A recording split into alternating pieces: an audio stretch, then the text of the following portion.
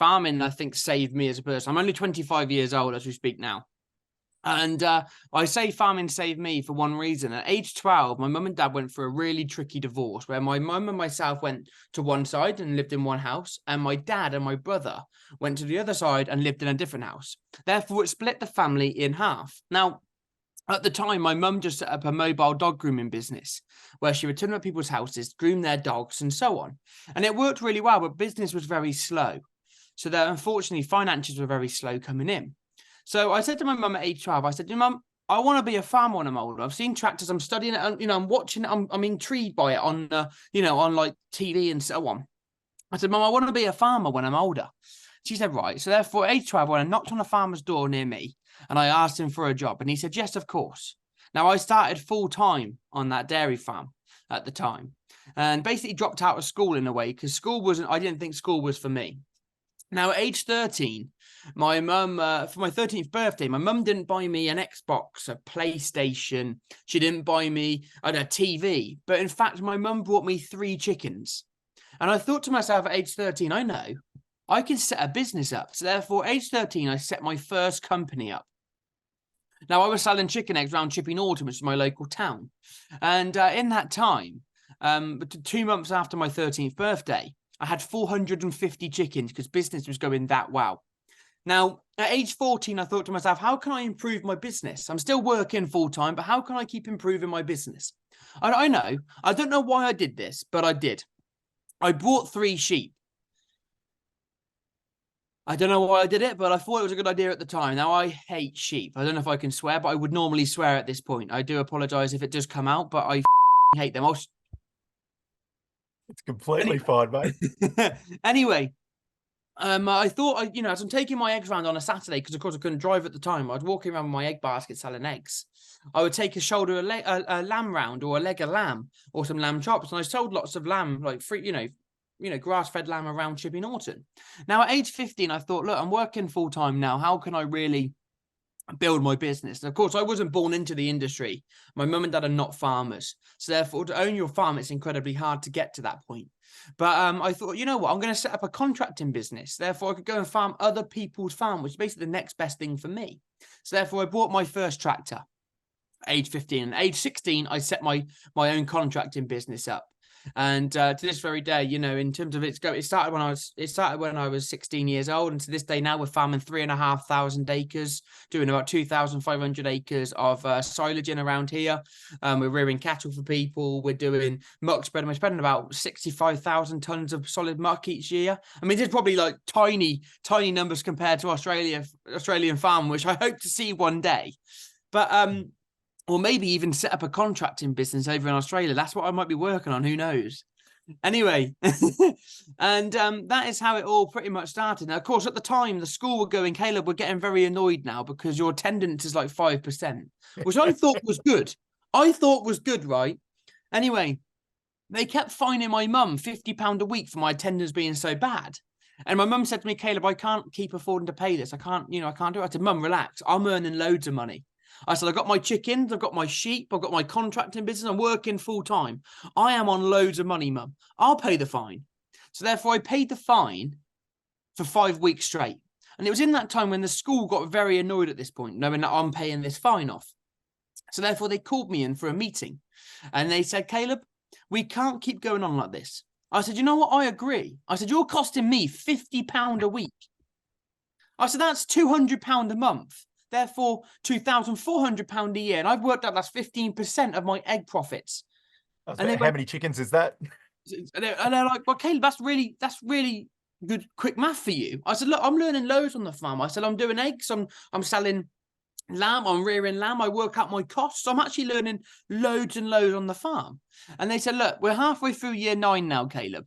Have the rest of year 9 off, but come back in year 10. I said, all right, I'll come back in year 10 and do my GCSEs in year 11. Now, I went back in year 10 and soon realised everything I was going to do in year 10, I was going to do in year 11 and sit an exam. So therefore, I left again. But I went in every Friday because by that time, I built up an egg customer base with my teachers. I was selling eggs to my teachers on a Friday, and I worked out that paid me more money to do that than it did to do 6 hours on the farm. And yeah, and then of course when I turned 18, moving on a little bit now, I did my level 2 and level 3 in agriculture. I got into college. I did part all my GCSEs because in year 11 I went back every single day, unfortunately. But I got my GCSEs and got into college. Now at 18, I thought I've been working on a dairy farm now. I can do everything with cattle.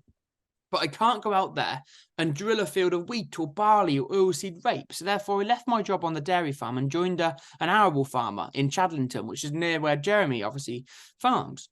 And now the person I joined was also farming Jeremy's farm, Diddley Squat Farm, as a contractor. Now, I worked for him for 3 years. And it was in that time, in the third year, where unfortunately he was only a tenant farmer on his own farm. And they had to sell up because the landlord said, I don't want it anymore. I'm going to sell up. And he couldn't afford to buy it. So therefore, he said, Kaleb, I haven't got a job. I said, you know what, that's fine. I'm going to go and work for my own company. And of course, in that time, I met Jeremy a few times and so on. And then I remember it was, what was I, was I 21? I think I was 21 years old now. And as my boss gave up, I joined my own company. And Cheerful Charlie, that's it. This is going back a little bit. I'm just trying to think exactly how it all started. But it was Cheerful Charlie. He approached me when I joined my own company. He said, Kaleb, can you please look after the farm for 2 months as a contract? Because we lost our contractor and Jeremy's going to take it on in 2 months' time. So we need someone to look after. I said, whoa, back up a little bit. What did you just say? He said, oh, look after the farm. I said, yeah, that's fine. What did you say after that? He said, oh, Jeremy Clarkson's going to take the farm on. I said, no, he's not. I said, he's not doing that. He said, no, yeah, he is. Anyway, of course, I looked after the farm for 2 months. And then on the second month, he come back, he started farming. And it was in that time when on the last day of my contract where the director stopped me as I'm going to go and pick my tractor up to go and clear myself out. He said, Kaleb, can you quickly pop up and see Jeremy in the office? And that's going way back now to series 1 when you see me in the office for the first time. As a young bloke who's had this career in farming, what's going through your mind when you think, I'm suddenly going to be on a TV show and I'm the one who knows what they're doing here? To be honest with you, I didn't really think like that. I never really thought like that in terms of I just forgot the cameras were there. I just had a job to do. I think in my head I was going, I'm a job to do. I want to farm to the best of my abilities. I want to show him that I know what I'm doing as a young person. I'm going to teach him everything that I know. So therefore, I forgot the cameras were there and just tried to teach him. Of course, and when you know what you're doing, I think it's incredibly hard. For example, you're hosting a radio show. If I come on and jumped in your seat right now and pretended to know what I was doing, you'd get annoyed at me because you know how to do it and I don't. So therefore, when Jeremy's out there trying to farm, he doesn't know what he's on about, but he's thinking he does and trying to tell me. And I'm going, no, you're not telling me, mate. End off. You're doing it my way, it's the highway, even though it's your farm. And then you've had 2 seasons of this now. What's the response been like to you? In Australia, we have the tall poppy syndrome, right? So someone gets a little bit famous in their community and everyone goes, oh, look at that bloke. He suddenly thinks he's a bit famous and he's all about that. What's the response been like to Clarksons Farm for you? Oh, it's amazing. I mean, I think in terms of that, is it tall poppy? Did you say tall Yeah. poppy? I think everyone should be proud if someone succeeds in something. I think everyone should look up to that. And I mean, I want everyone to succeed and want everyone to learn loads of money. I want everyone to be whatever they want and get to their dreams. But the response has been amazing. Farmers in the UK have been absolutely amazing. See, when I'm 25 years old, I think the older generation farmers can go, hang on a minute. When I was 21 during that show, I think they went, that young kid joining that show, he doesn't know what he's on about. And hopefully I've proven them wrong and said, actually, no, I'm 25, but I've got a good head on my shoulders. And hopefully I can teach people about farming and really highlight that for them. I don't care what the big tabloids say about me in the papers. What I care about is what farmers are saying to me in their papers. And that's what I wanted to highlight. You're famous now, right? People know who you are and they look at you for farming. And I look at some of your agricultural publications and even some of the tabloids too, right? So you say something about farming and it becomes a news story. Did that take a little bit of getting used to? Yeah, a little bit. I was like, well, what are they writing about me for? Like, in the nicest, I was like, what are they writing about me? I'm just like this, I'm a guy from Chippy Norton. You want to chill out? I mean, look at everyone else like doing all their other things. And I think a few things that really stood up to me when I went to a festival near me. There's a festival, and I went to this festival, and I was stood with a few singers that I've just performed on this festival, and I was stood with them just chatting and having a few pictures and stuff like that. And I said, look, I'm going to go and watch the rest of the singers, and they said, yeah, are you going to go in the VIP? I said, no, I'm going to go in with the. I said, why would I go in the VIP for? I'm going to go with everybody else. And they said, oh, we'll come with you. Now, I remember them singers. They're very famous singers. I'm not going to name them or anything, but they're very famous singers. And as I'm walking out, everyone's stopping me going, Caleb, can I have a picture? Caleb, lovely to meet you. And I'm going, hang on a minute, all these singers are around me. Why are you stopping me? Like look, he's just won the Eurovision, like Sam Ryder. I was like, what's going on? Like, and that's when I really went, well, bloody hell, this is unreal.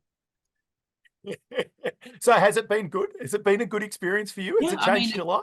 It's been amazing. I mean, the whole experience has been amazing. I really enjoy working in the TV industry. I enjoy doing the radio. I mean, I talk for England. I think you can probably see that.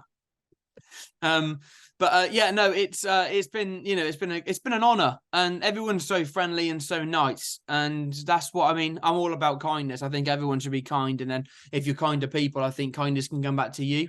So, and you know, I want everyone to do well as well, and that's the difference. And it's actually been interesting following what you say about the British farming community, and mental health clearly is a big thing for you. You were talking the other day about going to the pub with Jeremy and saying, Yeah. almost nearly everybody needs to do that, right? So they can, get things off their chest. Yeah, I mean, I think you're absolutely right. Talking's the main thing. I think you've got to keep talking. And if you don't keep talking, I think you get sucked up into these little thoughts that you may have, or you're sat on a tractor, or you're doing your day-to-day job on a farm. Because let's face it, majority of the farmers don't get off that farm ever. Because they get stuck in that way of going, I must farm every single day. I've got jobs to do. Well, actually, sometimes it's really good to get away from the farm and just have a chat. But no, I think it's been amazing to highlight these struggles that farmers face. And I always said this to myself. And I think the reason why so many people are interested in farming nowadays is because, of course, the show's done great things for the farming industry. But along the way, it doesn't matter what car you're driving. It doesn't matter what phone you've got in your pocket. It doesn't even matter what house you're living in. What matters the very most is what's coming across your table: breakfast, lunch, and dinner. Food is the most important thing.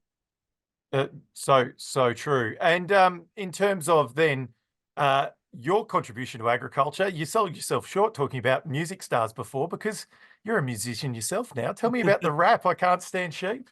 I hate sheep with a passion. And I thought, you know what? A lot of people go out there and do these raps. Now, I thought to myself, how can I help in terms of the mental health? I thought, I know. I can go out there and do tractor raffles and all this stuff and earn money. But what really matters, I think, is highlighting a problem. And therefore, I highlighted, obviously, the song highlighted the helpline. So therefore, I was highlighting the problem of mental health. So therefore, hopefully, it will make people laugh at the same time. But more importantly, I wrap that number. And that number is the helpline. If anyone's feeling a little bit low, they can talk to anybody 24/7. And another thing, I think lots of people go out there and rap about other people. Now, I don't like slandering other people off. You know what I mean? So therefore, I thought, why not do a diss rap about sheep? Because they can't say anything back to me. They're not going to make a song, are they? No, they're not. I can't stand sheep.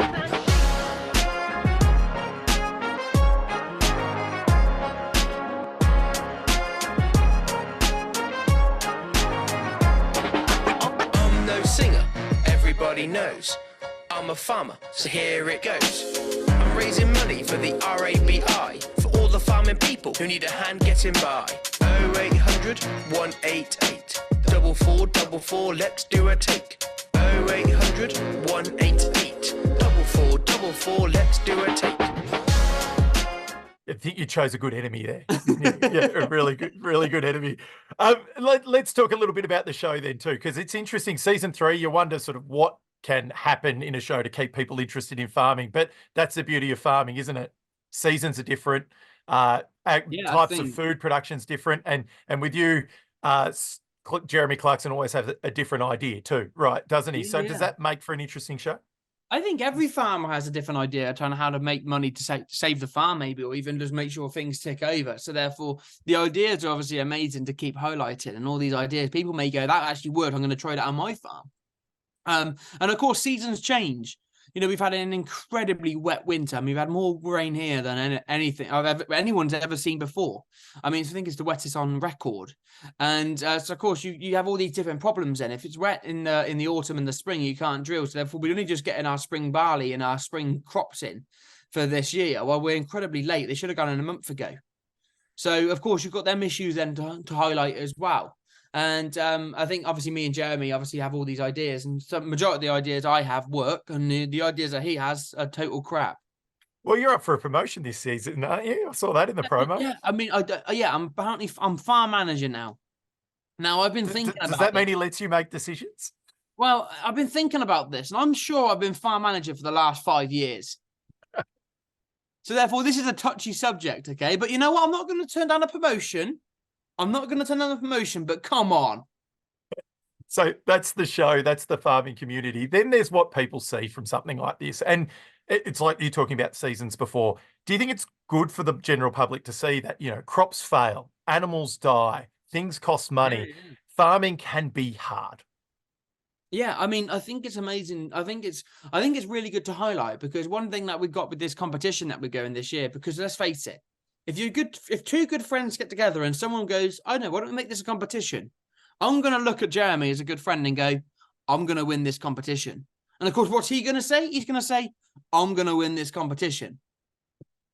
So therefore, I think the one thing that the competition really does in terms of help people is actually show people how much money and time and effort goes in to actually produce a loaf of bread or some wheat to eat. And therefore, when someone's eating that loaf of bread and they go, I don't want any more, I'm going to leave it on my plate and throw it out, that waste, all that time and effort and money gone into that. Do you see what I mean? So I think that's one good thing it highlights is a way in terms of how much money and the time and the effort. And of course, we lose money. And if we lose money, what we got to do? And no one else is going to help us. So therefore, we've got to go out there and try and earn money back and to try and cover that cost that we spent. Well, Kaleb Cooper, enjoy season 3. What is the strangest thing, or what is one of the most interesting things people come up and talk to you about the show that surprised you just before we go? They normally say, oh, is it all real? And I go 100%. Like, I don't know how you think it's not real. I'm not an actor. I don't go out there and act. Like, I am myself. And therefore they go, well, you not just go out there and make ideas up and go out and do it. I said, no. And we just film our day-to-day life. And I think that's what it works, because, of course, you're showing real life then. It mind blows me saying, I'm honoured to say, if you think I'm acting, I'm honoured you think that I'm an actor. I mean, I'll be the next Deadpool or whatever. I don't know. Well, I actually think you need to take up yoga or meditation or something every time you look at Jeremy and he has a new idea. I think you handle it quite well, but it can't be good. My body is not designed for yoga.